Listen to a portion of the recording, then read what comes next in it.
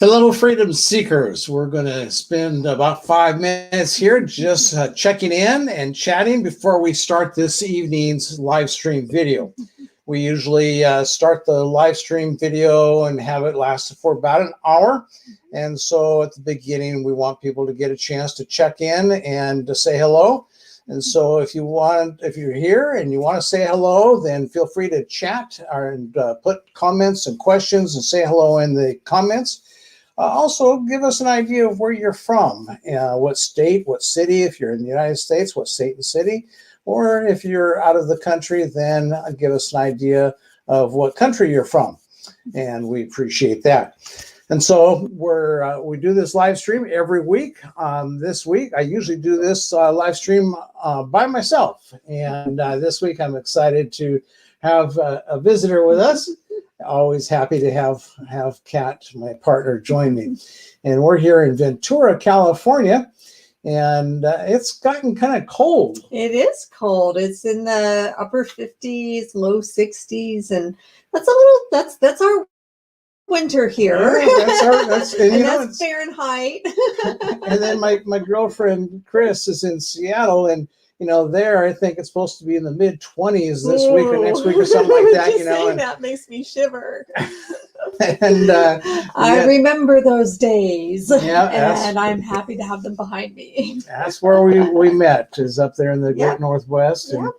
And even we even find now that this time of the year, we'd rather be somewhere just a little warmer. A little bit warmer, yes. We enjoyed a nice bit of time in Palm Springs this last weekend, and had a couple days of really wonderful warm weather there. Perfect weather. And it's funny though, is because growing up in Seattle and living most of my life in Seattle, I very often when I became an adult, my first wife and we very often would head off to Palm Springs, once a year, every year or so, and head off in Palm Springs because, there's lots of people in Seattle go to Palm Springs.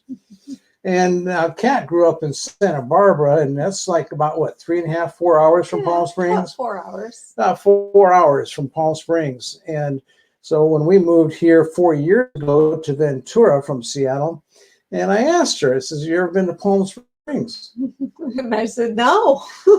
I've probably been through it, but I've never actually been to Palm Springs because growing up here in Southern California, I was a beach girl and I didn't visit the desert. It wasn't something that I had in my experience.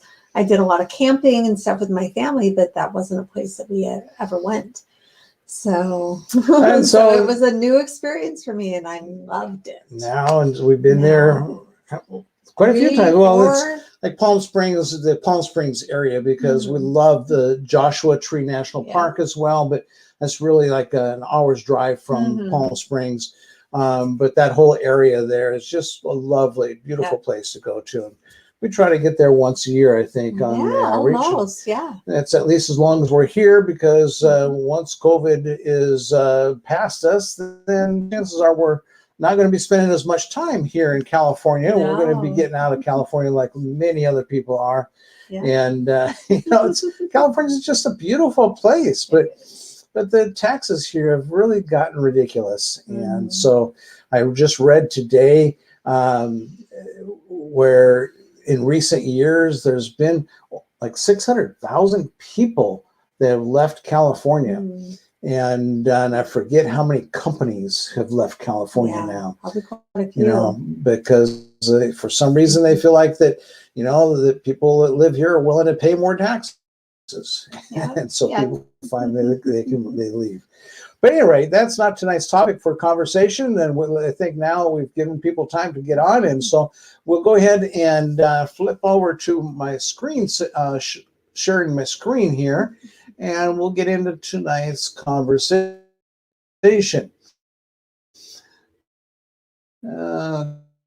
Okay. Let me see where it's the first night for the new setup with the software updated. And here we go. Looks like this is it. Okay, so for tonight's topic, I just thought that this would be a great topic for Valentine's week, and maybe it's on your mind. It's always on my mind.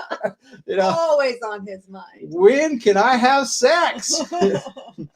But you know, it's a bigger topic than just that one question, and so we're going to go ahead and let me see.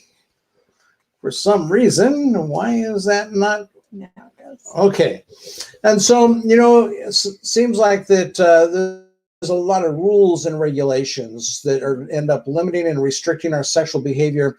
Even my wife and I, my first wife and I, when we opened our marriage after 27 years of monogamy, and we started living a non-monogamous life, that we had a lot of rules and limiting restrictions and things of that nature. Yeah.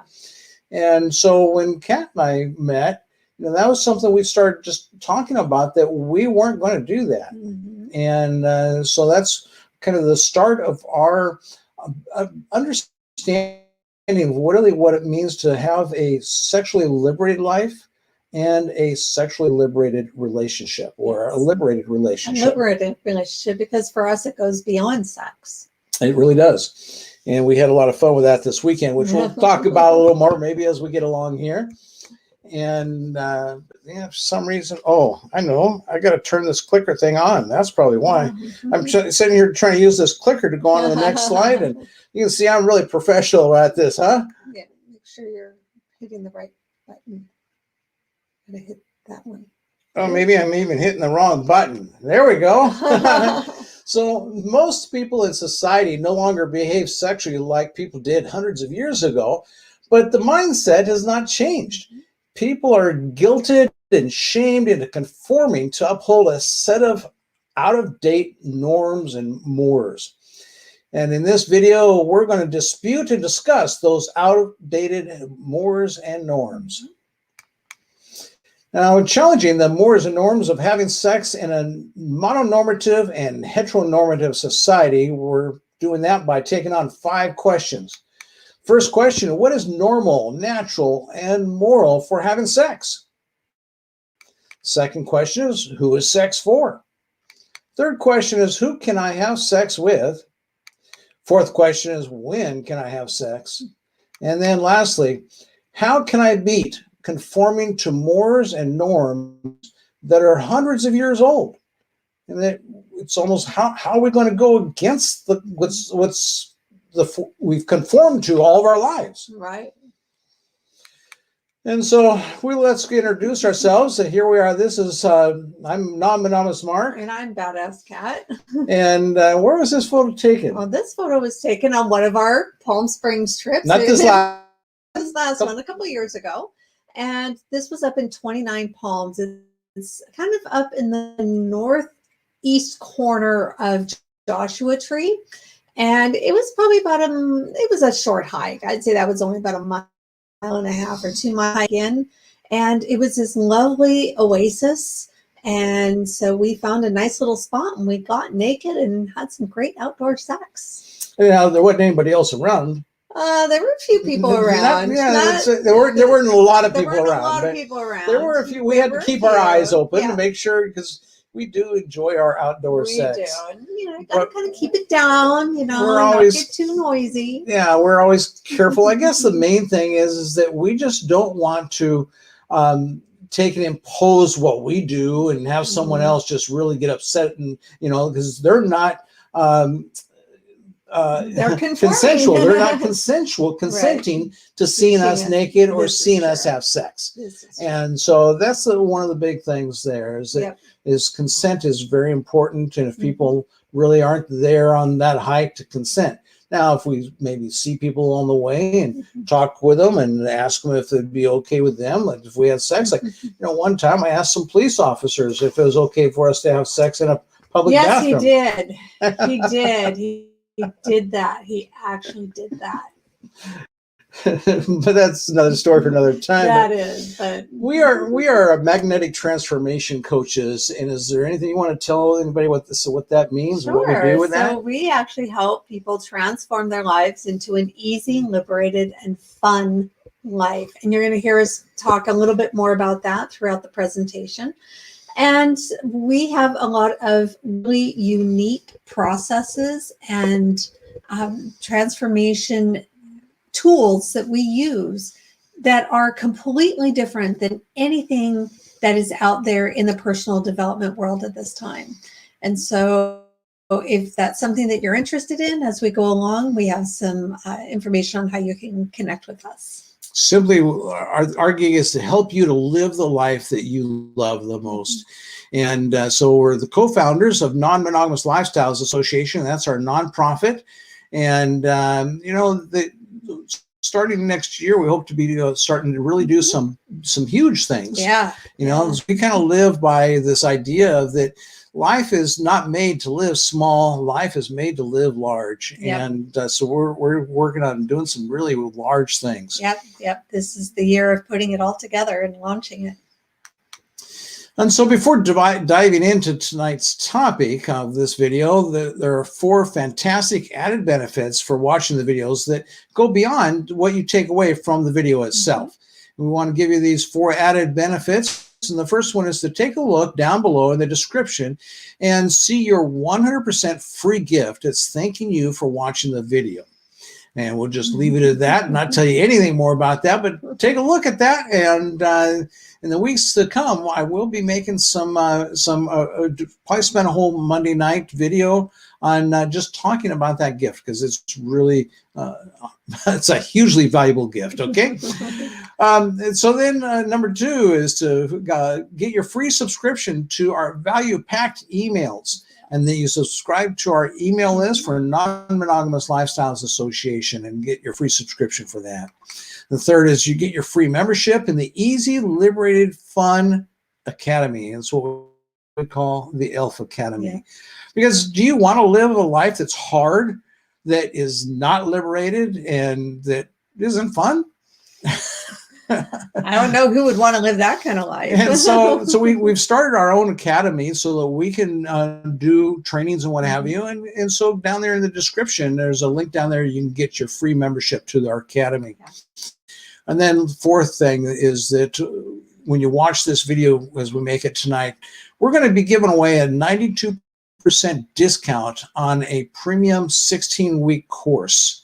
And what's that course called, Kat? That is our 3 steps to create your easy, liberated, and fun life magnetically.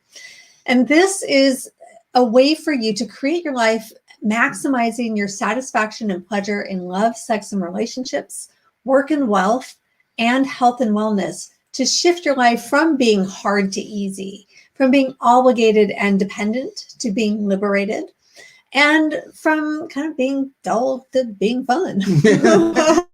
Yeah, and so, we hope that that 92% discount will be useful to you, because it's a course that we're right now doing the course.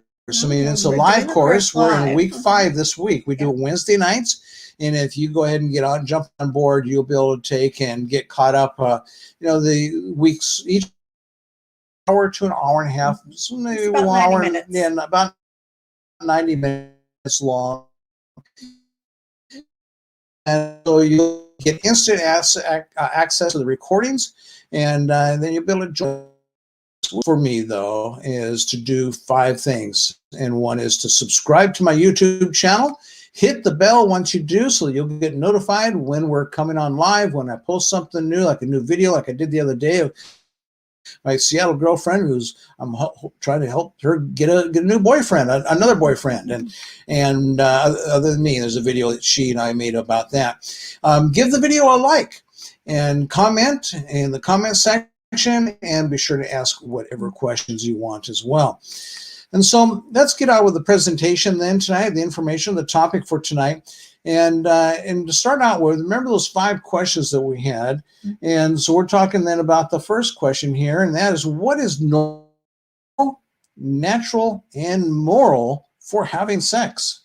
Yeah, and that's a really good question, because across time and around the world, the answer to that is wide-ranging. And right now, there's a set of normal, quote, what people call natural or moral values for having sex. And a lot of those have come out of westernized religion. And so when you go to other countries that are not in what are called the Western world, you may find that there are some different mores or norms or expectations that come to having sex. You know, we want to spend a part of our life every year in the Philippines, Yeah. and in the Philippines, it's the age of consent in the Philippines is 12 years old, unless you're a foreigner. If you're a foreigner and go to the Philippines, you can't have sex. You can't be in the same room alone or anything like that with anybody that's under the age of 18. But if you're from the Philippines, a Philippine citizen, then the age of consent is 12 years old. And also in the Philippines, it's only legal to have one spouse, and that spouse must be of the opposite gender, Right. you know, husband and wife, man and woman. And except there's one part of the country that has a real heavy Muslim population. And so they have actually made an exception. And if you have to declare your religion in the Philippines, you know, if you're Catholic or Christian, or if you're Muslim, you have to declare your religion, Buddhist, whatever.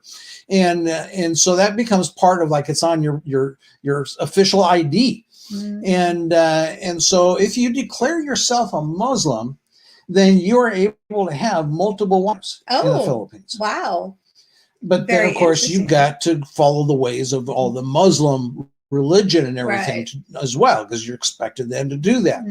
And so that's where around the world that, you know, the norms and what is normal, natural, and moral is totally different. It's subjective, you know? It really is. And here in the United States, we used to have the age of consent in the United States used to be 12 years old. Wow. You know, yeah. Here in the United States, used to have to be male and female to get married. Yeah, that's true. You know, so these norms and morals and natural ways of being, you know, they shift and they change. Yeah. And so we're going to take and challenge some of that tonight. And because what happens, like I know now in the United States, where we lived, Seattle, the age of consent is 16. And here in California, the age of consent is 18. And so it's different in different states, you know. And so the other day, I had a conversation with someone that was about like polygamy. And there's not a state in the United States where you can have and be married to more than one person. Legally, yes. And they were surprised by that. They said, not even in Utah. No, not even in Utah. It's illegal to be married to more than one person in the United States. And so what happens, though, is that somebody comes along and says, like what happened in the case of Utah, is that basically the federal government said that, well, you're not going to get all these federal benefits. This is years ago, because dual marriages used to be very common in Utah. Right. And then they said, well, you're not going to get all these federal benefits if you keep up that, so you've got to change. Yeah. And of course, money is what then drives people, a lot of things. You know? And so in different cultures through time and through ages, you know, it's everywhere you go, what's normal, what is natural, and what is moral for having sex is different. There's a country in South America that it is normal for the boys and men to have sex with donkeys. Oh. Okay. You know, I mean, you can check that out. There's even YouTube videos on it, and there's been documentaries done on it, and they figure that's better than the guys going out trying to hustle the women who just maybe not want to have sex. Right. You know, there's pregnancies and things like that. You know, and so it's just young boys oftentimes will have a donkey friend instead of a girlfriend. Well, you know, and again, it's like, you know, who are we to judge? It's just every culture is different. And so it really is interesting how around the world in various cultures and various time frames, sex has been defined very differently. Now, you've worked closely with the Native American population, yes, in your role as an educator and what have you, and in that population, there's been parts of that culture that basically they would take the young woman or young man or young boy, young girl at a certain age and an elder from the tribe would take them off into the wilderness, and they would spend a week introducing them to sex. And so there's been all kinds of different things. And why then is it that we have the norms and the morals the way that we do? Well, that's because we've all started to conform, just like they did in Utah, and what conformity did to sex, well, you see, it created this gold standard. It took one group of people's beliefs and values and attitudes and behaviors and created what they call social norms. And hundreds of years ago, this happened, actually, and our Western society created these mores and norms for love and sex and relationships, which became the gold standard as the only way to have sex. Yeah. And that really went against what was normal, natural, and moral. But people were expected to be socially accepted. You were expected then to have no sex until you were married. Yep. You were expected to have one partner for life of the opposite sex. Yep. And so these are the things that people conform to.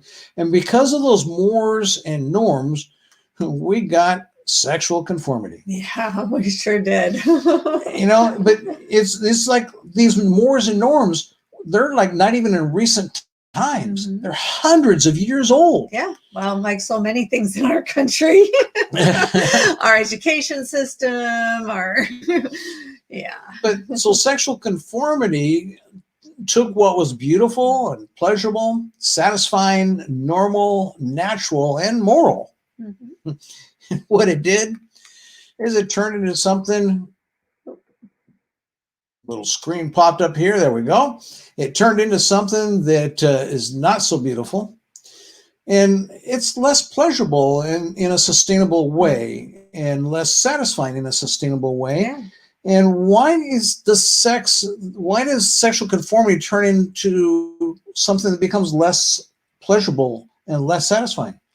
Because what happens is when you conform into having sex with only one person for the rest of your life, is there's something that happens in that conformity and in that static relationship where things plateau, things start to actually become less pleasurable. There's no more spark, there's no more curiosity, there's no more play.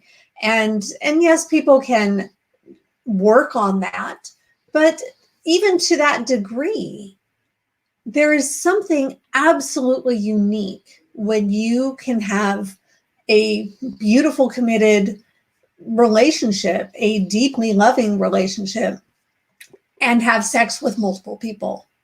And for us, that's one of the keys to our relationship. That's right. Is that when we have sex with other people, it actually enhances sex life that we have together. And so then it becomes more sustainable as far as then it stays like highly pleasurable, and it stays highly satisfying. Very much so. And yet, because the mores and norms that were created were not normal, they were not natural, and they're not moral. Those mores and norms of only being able to have sex with one person for the rest of your life, and only having sex then if you're married. And we don't abide by those necessarily today, but we still have some of that moral code that still hangs around. Absolutely. But that moral code, like monogamy is a moral code that is just the default. Now, some people want to be monogamous. That's fine as long as it's really, truly a choice that they make. But otherwise, what happens is it's really not normal. It's not natural, and it's not moral. And because of that, people were forced to have sex underground in ways that they have sex in ways that are normal and natural, but made to be unethical and immoral because of the lies and deceptions that are involved. Children learn to cheat on their parents, and then adults learn to cheat on each other in order to be sexually satisfied. So what that means is children are taught to keep sex under wraps. They're taught that either they shouldn't masturbate at all, Or if they do, they need to hide it away and make sure that no one is watching or listening. Nobody hears them. Nobody hears them, that nobody knows what they're doing. And so there's this deceit and this cover up and this deception that comes into play around sex and sexuality. And we teach this to our children, who then grow up into adults. And when they get into that static relationship by default, they realize, yeah, this isn't working, but I've committed, so I'm supposed to stick it out here, but I want to stick it in over there, or get it stuck in over there. And so it really does come down to the way that we as adults shift our values, but then how we teach our children. So I have here that it really creates an immoral situation where people, as children, they learn to cheat on their parents, and adults that cheat on each other. Yeah. The other option would be living a life like I did. And that's, I never cheated on my parents because I never had sex until the night I got married. Yeah. And I never cheated on my wife because until we opened our marriage when I was 49 years old, that I never had sex with anybody else. Yeah. But yet, so he was a good boy. Yeah. And I was miserable. Sexually, I was just so miserable. I mean, I got to the age of 49 and at that point had businesses and stuff that I knew that getting a divorce could just really destroy things and mess up my whole world. But yet I got to that point after this was 27 years in that situation that I knew that going through a short amount, a couple of years of misery of going through business failures or divorce or whatever it took in order then to live the rest of my life in sexual bliss, I knew that would be worth it. Yeah. So I took the risk. But, it turned out that I never had to do that because I didn't, I talked to my wife and it took us 2 years. And, I tell that story on numerous videos, but we opened our marriage. Yeah. But, as a result of that kind of underground sexual activity that goes on, which is really, the sexual activity that is normal and natural. But because of the way that it goes on, sex becomes wrong, dirty, and bad instead of the beautiful connection two or more people share. And then the beautiful thing about what is good, and it can be, people just conform to the wrong stuff, Yeah, absolutely. So conform to someone else's point of view rather than their own. Yeah, and so we end up with sexual conformity. Yeah. But so who is sex for? Now, it's certainly for the animals, In fact, the animals have more freedom of sexual freedom than we do. This is true. They don't have any embarrassment about it. You ever gone driving down the street in the countryside and seen a horse or horses or cows having sex and or the male has his, foot long, penis hanging out, and it's like no big deal. Yeah. I know. But for us, so sex really is for everybody. Yeah. It's for lots of people and all kinds of people and all ages of people. It shouldn't be limited and restricted the way that it is. No. And so who is sex for? We're trying to really make a point here saying that it really is for everybody. And let's get out of our mindset that, like for instance, is it for your kids? Is it for your mom and dad? Doggone right. It is, your brother and sister too, it's for everybody. Yeah. And there are age appropriate ways for children. We still have laws we have to conform to. However, there are still ways of teaching and encouraging children to explore their own sexuality in a really positive way. Yeah, and what I don't get, Kat, is people who live their life in one of the shades of ethical and consensual non-monogamy, like we live our lives, one or more shades, and yet they'll live their life enjoying that beautiful sexual aspect of their life and yet they keep it hidden from their kids. Yeah. Yeah. Even their adult children. Even their adult children. I just really do not get that. Yeah. Like, what are you afraid of, or what are you ashamed of? Exactly. You know, do you want, does that life give you more satisfaction and pleasure? Do you want your kids to have less satisfaction and pleasure sexually? Yeah. You know? Yeah. And so let them know that it's okay. Yes, they can then go out and do what it is that they want, but it takes some discovery and exploration and the ability to be able to go out there and have a good time to find out what you want. Yeah. And it really does come down to guilt and shame, because so many people have been raised in a society where sex is shameful, where sex is guilt-ridden, and we are taught to suppress it and conform it, and we have to follow these rules. So when people say in our age bracket, 50, 60 and up, they have adult children, they don't even want to tell their adult children that they're swingers, or that they have another couple that they go on vacation with and they have sex with. Instead, they try to play it off as the conformity. And for what benefit? Really, for what benefit? It restricts them, and it's restricting their kids. We have some friends that we're playing with, we started playing with, you know, and they've got 3 kids, and one is 17 years old, and then the other 2 are pretty young.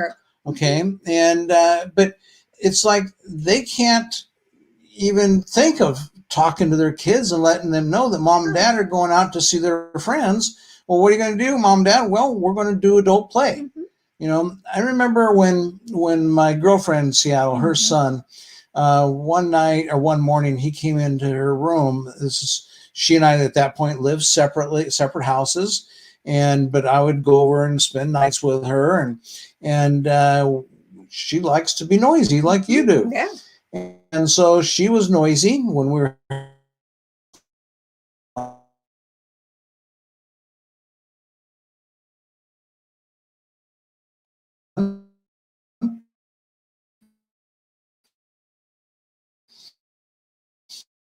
And the boy came in. He was about, I think, if I remember right, what kind of noises? And he perfectly mimicked his noises. And he says, were you trying to talk or do something in your sleep? And she goes on to this story about, oh, boy, I must have been sleeping really good, you know. And so I kind of overhear little bits of the conversation, because the shower is kind of like right between the 2 bedrooms. And when I got done, I went into the bedroom, and the son was gone then out of the bedroom. And I went into the bedroom and I asked her what the conversation was about. And she told me, and I told her, I says, I've told you this before, I don't ever want you to lie to your kids about sex or the relationships. Because at that point I was still married to my first wife. And I said, I don't ever, and in fact, we lived right next door to each other. I said, I don't ever want you to lie to your kids or about sex or about relationships or about anything for that matter. And so then it was just a week later, same thing again, because I was over there for the weekend and we had ourselves a really good time. It was actually Friday night sex. And but earlier that evening, we had friends over. We all watched a movie, you know, my girlfriend's son and my girlfriend and me and these friends that we had over, and we all watched a movie and had a good time. And we were all really laughing and having a good time just watching this movie.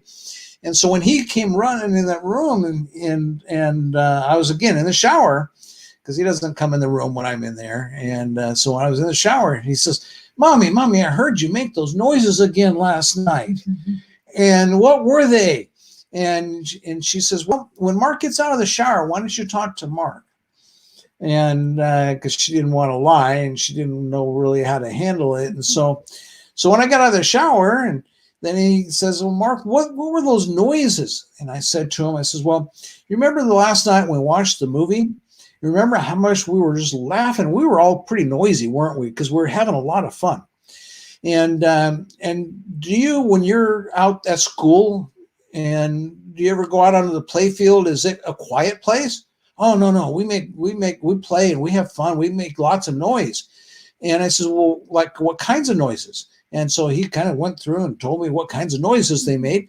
And I said, okay, well, you see, that's the kind of noises that kids make when they play. The kind of noises that you heard are the kind of noises that adults make when they play. And he goes, oh, okay. And he left the room.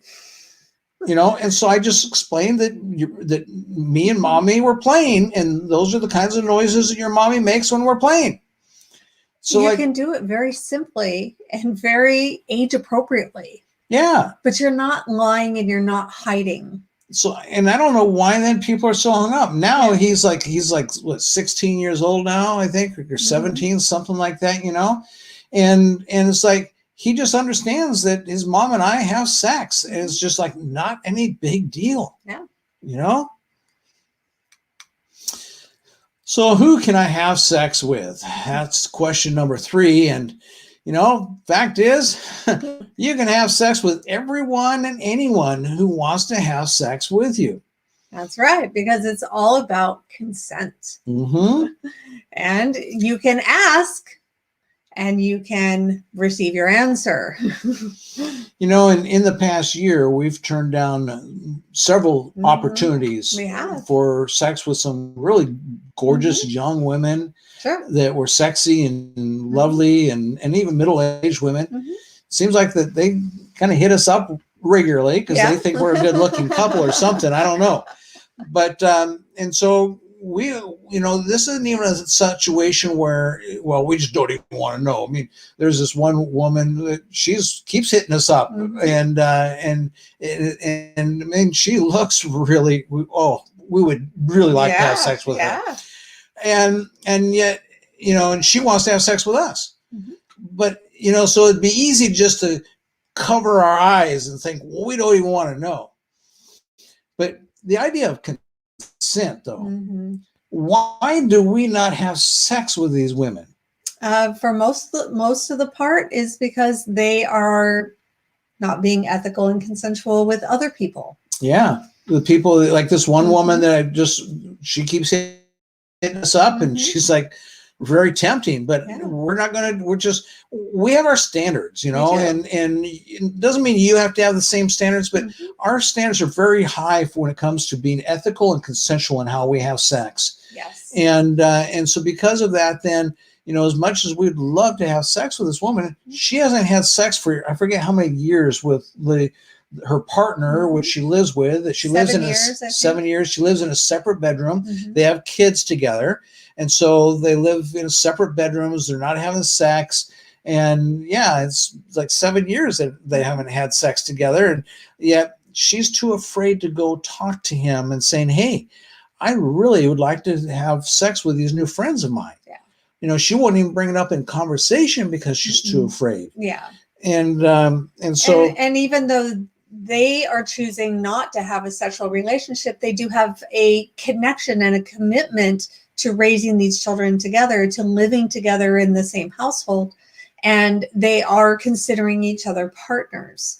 And so even though they don't have a sexual relationship, it still is unethical and non-consensual for her to step out of that without any sort of conversation. Sure. And you had your own experience with your ex-husband when you were still living at home in a separate bedroom. And then he found out that you were dating a couple or something like that.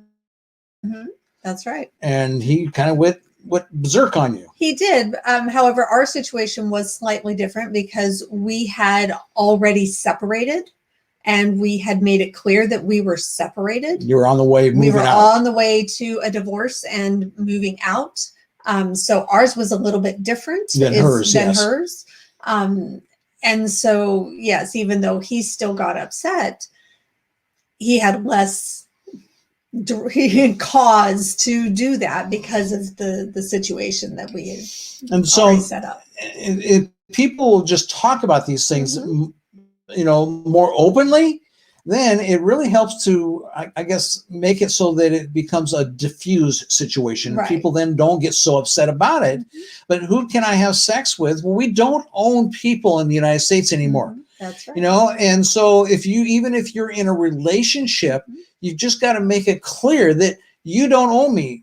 You know, and in fact, we have a friend of ours, and right now that she is wanting to have a bit of a different life than what she's and her husband have had for many years, and she's going through that process. She is. You know, but yeah, so the idea of monogamy, though, is where you've got almost ownership rights on your partner, and you can decide what they can and can't do. And we ran into that this weekend. Yes. Yeah, we sure did. We met a group of people when we were on vacation in Palm Springs in a hot tub. And so we ended up having conversation, and it was very clear that one particular person really had a hard time wrapping their head around our relationship style, and really saw that relationships, that a proper relationship was committed, and it was devoted, and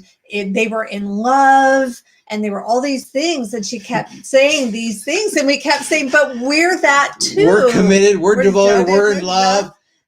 And we can still have sex with other people. She just could not get it through her head. She couldn't. She could not wrap her head around that concept. But really what it comes down to, and again, we go back to these mores and these norms of hundreds of years ago, is that, to be very honest, women were property, and that marriage was a legal contract of property, not of love and desire. And that's why a father gives away his daughter, because he's given away his property. His property to another man. We do that. We still do that. Oh, I hate that. And I don't want to swear on the screen, okay? But we still do that. Yeah. The father gives away the daughter. Yeah. And really, when you think about where that comes from, it's actually very demoralizing for women, because absolutely we are whole and complete individuals. You're being given away to another man so that he'll then own you or care for you. And it really is. It's not the man being given away. No, it's the woman being given away. Yeah. And so, again, a lot of our mores and a lot of our norms around sex have come from where women were property hundreds of years ago, and not even that long ago. I mean, we're talking, women only have had the right to vote for 70 years, and really it was the right to vote that solidified us as individuals in the United States. And that has only been the last 70 years. So for you dads out there that love your little girls, have a talk with them and tell them that you love them so much that you are not going to demoralize that little girl by giving her away on her wedding day. Yeah. Come up with a different plan that respects her more. Yeah. And that makes her an equal part of that relationship with the man that she's marrying. Yeah. Yeah. Or maybe she won't ever choose to marry. Maybe she'll choose to have ECNM relationships. And exactly. And share your thoughts with your kids about non-monogamy. Just have conversations. And it can be as simple as even in playing with dolls. Well, this is Ken, and this is Barbie, and this is Sherry, and guess what? They're all boyfriend and girlfriend, and they all love each other. You have a recent experience with that. I actually do, and because I'm a nanny, and the little girl actually kind of came up with it herself, and I just let it roll. And she said, "Oh, well, this is Ken, and this is Barbie," and I said, "Well, and this is so and so," and she said, "Oh, well, they could all be boyfriend and girlfriend," and I'm like, "Okay." That they can do that. That's okay. They can all love each other. And she was totally fine with that. So we just let it roll. And so this whole idea of these sexual mores and norms are really passed down from you to your kids. Yeah. And so I hope that maybe we can get through to you that be happy and proud of your non-ethical and consensual non-monogamous life. Absolutely. You know, it's ethical and consensual. That's why we put such emphasis on those two words. Because there's the cheating that goes on that's not ethical and not consensual, but it's non-monogamous. Yes. And of course, you could even say to the guy, the woman or the man out there that's a rapist, that they're living a non-monogamous life. It's not very ethical and consensual. No, it's not. Okay. Yeah. And there are ways you can be ethical without being consensual, and ways you can be consensual without being ethical. That's right. And so we really focus on both ethical and consensual. And really, when it comes down to who can you have sex with, it is about the ethics of the consent. That's the main piece. And so then when can I have sex? You know, with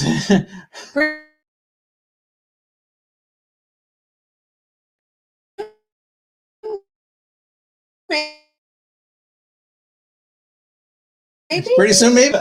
But you know, I did about like, okay, I'm not going to have sex until I'm married.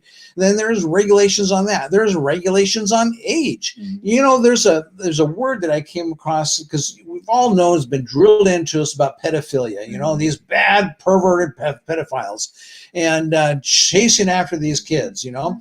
But there's another word, I think it's called telephilia or something like that. And there's a group now of young people that are challenging the laws in various states and what have you, because they went through hell as a young child in that they're telephilias, which means that they are a young boy, young girl that finds no attraction, romantic or sexual wise, no attraction with anybody their own age, but instead their attraction is for people way above their own age, 20, 30, 40. And people, you know, there's a lot of gals out there that really enjoy a 30 and a 40-year age gap. Yes, that's true. We're coming across a lot of that. And yet it is so frowned upon in our society. And if you are under 18, it is flat out illegal. It is illegal. Yes. Just like it used to be illegal to have sex with anybody that wasn't your own race. This is true. And there's a lot of societies today in the United States and elsewhere around the world that religion plays a huge factor in it. Absolutely. And there's a lot of other different things that could be listed out, but these are some big ones that we thought up real quick. You know, that there are regulations about marriage and age and race and religion, you know, whether they're regulations that are run by the government or regulations that are run by the church, or regulations that are run by the family. Yeah. And I'll even throw in something kind of a little different on this, is kind of personal things. So like right now I'm going through menopause. And that has an impact on my sex drive. So when he's going, when can I have sex? And my drive is, number one, not nearly as high as his. Who's never has been. And that's because I'm just a dirty old man, being 12 years older than you, robbing the cradle. But now it's like, it's even less. And so he's like, well, when can I have sex? And it's like, well, if it was only the two of us, then he'd be kind of crap out of luck. You know, he really would. And this is why I love having other people in our lives, so that he can enjoy himself. He can be fulfilled. He can have the satisfaction and pleasure for his own life. And it's not dependent on me. And then there's the other side of it, like I experienced very well in my marriage, and that's the obligatory sex. Yes. You know, my first wife, we were very religious, and so she thought it was her moral and ethical, religious, wifely duty to have sex with me. And so she figured that about 3 times a week would be about right. And so for 3 times a week, 10 to 15 minutes, we had sex. You know, we would go to bed and she'd say, okay, do me tonight. You know, and she'd give me 10 minutes. And when I got past 10 minutes, she'd go like, okay, hurry up and, you know, come inside me and be done. You know, and that was fulfilling her obligation as being married, you know, and so when can I have sex? when two people want to have sex is when they should be able to have sex. Absolutely. You know, but again, we're going to go back to being consensual and ethical. Yes. You know, and or EC or ethical and consensual non-monogamy. But that is truly, I mean, yes, I have lovely people that are in my life that I with, you know, we have friends that we have sex with together as couples. I have my girlfriend where I have sex with every week. And she is a situation where her husband has had very ill health this last year. Yes. And he like just so excited to send her over to me every week. You know, and that's beautiful to see. And as it is, her sex drive, she's 70 years old and her sex drive is just through the roof. and he can't keep up. And so he's happy to have me help out. Yeah. And it's a good match. So yeah, you know, and there's people that get start to get prescribed and prescription medications, and I won't get into that because they just do what the doctor says, and they take those meds, and that's not what I would do. But kill the sex drive. And so it's kind of like, then what do you do? Should one person suffer? You know, when can I have sex? You can have sex with any time that you have someone to have sex with. Otherwise, have sex with yourself, you know. I mean, certainly you can't go out in Times Square in the middle of public and have sex, you know. We may go hiking and have sex. We had sex at Disneyland. We did. Where else did we have sex? Let's see. Oh, in a bar. Yeah, in a bar. Yeah. It was somewhere else. I was thinking about the other day. But yeah, we like to have sex in public, you know. But we are very discreet, and we also make sure that it's not anywhere where children would be in visibility or anything like that. So okay, and so then here's your discount code for your 92% discount off of our 16-week pro course. And so it's all one word, all in caps, and then the numbers 92 for the 92% discount. No space between discount and 92, all together. And so if you click on the link that is down there in the description, it's quite a ways down, but because you'll read about a little bit about the course first, and then there's a link down there. If you click on that link, it'll take you over to a page. And even if you're just curious, you know, go ahead and put in that 92% discount and the code discount 92 and check it out if it's something that you're interested in, living a life that is easy, liberated, and fun. Yeah. So how can I beat conforming to the norms, to the mores and norms that are hundreds of years old? In fact, in our course, this is one of the things, the questions that come up in our 16-week course, because we're really talking about, it's the 3 steps to be able to live a life that's easy, liberated, and free and fun. And, you know, it doesn't matter whether you're talking about money or whether you're talking about health, like I mentioned about prescription medications, you know, that's a norm that goes along with that. Sure. When I went to the dentist last month and a half ago, the dentist said, you know, got to take and have these procedures done. It's the only thing they know to tell you. Yeah. And it's because it puts money in their pocket. And so there are norms. And how do you get over that? Well, remember we talked about the gold standard before, and that gold standard is something that you can create a brand new gold standard, living in an ELF. That's an easy, liberated, fun, ethical, and consensual non-monogamous life, maximizing your satisfaction and pleasure. And so the new gold standard is you. Where then it's based upon your values, your beliefs, your behaviors, and your attitudes, and no one else's. That's right. And so there's a little test that we like to teach the people that want to live an ethical and first of all, an easy, liberated, and fun, and then ethical and consensual non-monogamous life. And I call this our magnetic self-test number 1, because I actually have a couple of these kinds of tests, but this is a good one for you to remember. As you go through your day, every day, ask yourself and become aware. Does what I am doing this moment, does it add to my satisfaction and pleasure, or does it take away from my satisfaction and pleasure? It's very simple. Simple questions, but very profound. When you start to ask yourself this in the moment, is what I'm doing or what I'm experiencing or the person I'm with add to my satisfaction and pleasure overall in my life? Or does it really take away from that? And be really honest with yourself.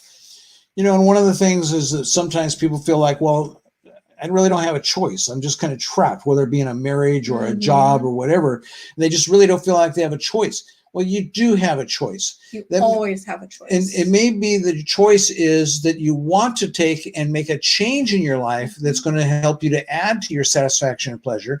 And so it becomes a process where it's not overnight. It may take a year or 2 years or 3 years. Like when you moved here to Ventura. Yeah. I had to spend 70% of my time in Seattle because my life was very dug deep in Seattle. Yeah. And so my time in Seattle took away from my satisfaction and pleasure. It did. But I really it was the accumulation of my whole life's mess that I had to clean up. So in reality, it actually was adding to your satisfaction and pleasure because just not at the moment. Not in the moment. That's right. It was putting me on the path and on track to being able to get to a place where I would be adding to my satisfaction and pleasure. And so that sometimes you just have to do that. Yeah. And so really when you're asking yourself these questions, it's not always about what's in the moment, but it is about long-term overall. So like Mark said, if there's something that's going on in your life that's currently not adding satisfaction and pleasure to your experience, you have to weigh that out and say, is this something that is moving me into that direction? Or is it something I am stuck in?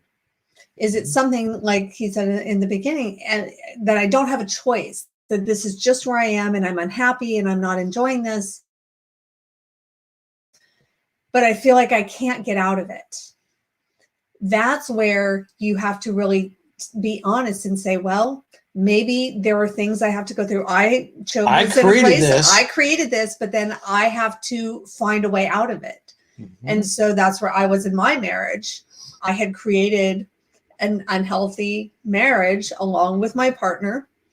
The two of us created an unhealthy, unworkable marriage. And it took 2 years for me to move out of that. And then even after moving out of that, there were pieces that I had to rebuild that were not always a lot of satisfaction and pleasure, but I knew that I was on the trajectory to living more satisfaction and pleasure because of the actions that I chose to take to move out of that relationship. And so we want to then get back to where we started out when we introduced ourselves and said that we're the co-founders of our nonprofit Non-Monogamous Lifestyles Association. And we just want to give you an invitation to transition your life and thrive with our association. And what we help people to do through our association is to live an ethical and consensual non-monogamous life, having more sex with more people more often, and creating an ELF, easy, liberated, and fun life magnetically, maximizing your satisfaction and pleasure. And in a natural, this life really is a natural, and it's a normal and a very moral life, having more sex with more people more often. Is living how and where you are treated best and doing what treats you best with who treats you best, living your best authentic life. And so we want to invite you to take and join us by making sure you subscribe to that email that is down there in the description, getting on our email list. And then we want to help you through those emails to live your best authentic, easy, liberated, and fun, ethical, consensual, non-monogamous life magnetically, creating a life that you love the most, maximizing your satisfaction and pleasure, having more safe and consensual sex with more people more often. And so please, for me tonight, before we go, just remember to do 5 things for me. Subscribe, hit the bell, give the video a like, comment, and ask your questions. Now, when I make the video, I can't see the comments, so I'm going to flip over here in just a second to see if we have any comments. I'm going to stop sharing my screen and check and see if we have any comments that people or questions that people have asked. And it doesn't look like we have. And so if you do, I see there's some people here watching us. Thank you for watching us tonight. And if you do have any questions or comments, though, be sure to go ahead and put them in the comments or questions section, and we're happy to address your questions and comments. And this being Valentine's week, I hope that in your life that you have more people to have more sex and more lovely fun with this week. We are putting some of that together for ourselves. Definitely. And kind of looking forward to some of that this week. And so how about you? Are you looking forward to having more sex with more people more often this week, or about the same? And what is that like for you? The same? No conversation tonight. Okay. That's all right. And so we're going to go ahead then. And now with these weekly wrap-ups, I am just kind of in a transition phase right now, learning how to do PowerPoint slides. And like we've done here tonight, it's only the second time I've ever done it. And so, as I said last week, that usually it's all the presentations that we've ever done. And Kat puts the slides together, and so I'm learning to do some new tricks myself. Nice. And so that I can bring every Monday night their topic that is a better organized topic for you. But then the other thing is that what I normally do is to give you an update on my weekly goals and whether I'm passing and failing, because just like you are going through your own transition and transformation in your life to liberate your life, and I hope that your transformation, if you aren't already living a sexually liberated life where you ethically and consensually can live a non-monogamous life, I hope that you are moving in that direction. And that's really what the greatest desire for me is, to help you to do that. And so every week then I come here and I tell you about my transitions, because they really are very similar to yours in that my transition is right now, the one focal area is transitioning my income from being an income where you got to show up and go to work every day, just like most people, to being a more passive online income where, as long as I've got an internet connection and a computer, then I can enjoy working anywhere around the world. And then even through building teams and creating opportunities for people, where then I am going to be able to enjoy a great income, and we can enjoy a great income with just 4 to 5 hours a day of work instead of 40 hours a week. And so that's my transition right now. But this all started with my transition into building and living an ethically and consensually non-monogamous life. And so that's where I hope that if you haven't made that transition yet, then that's where I suggest that you start to focus on and go through some of the same things that I do every week. There's something where you got to focus and say and ask yourself, what am I going to do this week to move just one little step farther? And if you really want some support with that, get the free ELF membership. We have a wonderful weekly email that comes out and video that is being shared right now that will walk you step by step through that process. And it's all free. And that's all free. That's great. And so thanks for joining us tonight. And we'll be back next Monday, or I will be back anyway. I don't think Kat's joining me next week, but I'll be back next week on Monday night. I think I've got it already listed up there on YouTube to be back at 8 o'clock next week with a topic for you. And so I appreciate your time with us here tonight. Thanks for having me on tonight. We'll look forward to seeing you guys back next Monday. That'll be after Valentine's Day. I hope you have yourself some fun this week. Thanks a lot. Bye-bye.